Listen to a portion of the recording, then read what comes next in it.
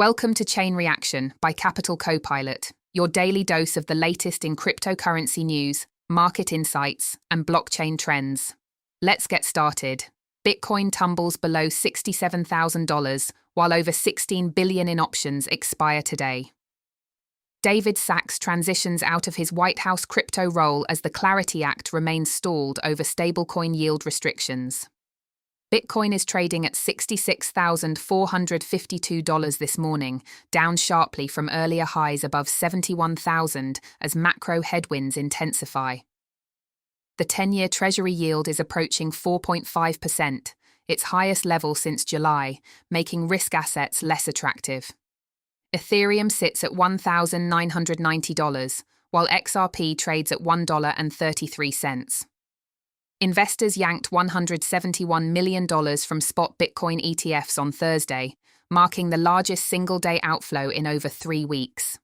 BlackRock's IBIT led the withdrawals with nearly $42 million, signaling cooling institutional appetite after over $2 billion in inflows between late February and mid-March. Adding to market uncertainty, Ukraine disrupted Russian oil flows, knocking roughly 40% of Russia's export capacity offline. This complicates President Trump's efforts to stabilize energy markets amid the ongoing Iran conflict. Oil prices jumped back above $100 per barrel for Brent crude, stoking inflation concerns. David Sacks announced he's stepping down from his role as White House AI and Crypto Czar after reaching the 130-day limit for special government employees. He'll transition to co-chair the President's Council of Advisors on Science and Technology. This comes as several key legislative initiatives remain unfinished, including the Clarity Act and proposals for a strategic Bitcoin reserve. The Clarity Act itself is stuck in negotiations over stablecoin yield restrictions. Banks want to close what they see as a loophole, allowing platforms like Coinbase to offer passive rewards on stablecoin balances, while crypto companies argue the restrictions hurt competitiveness. Circle's stock fell 20% earlier this week when draft language surfaced, though analysts suggest the market overreacted. Meanwhile, Tether made a major transparency move, hiring KPMG for its first comprehensive audit by a Big Four accounting firm. With $185 billion in USDT circulation, this represents a significant shift as Tether pursues US expansion and seeks to raise between $15 and $20 billion.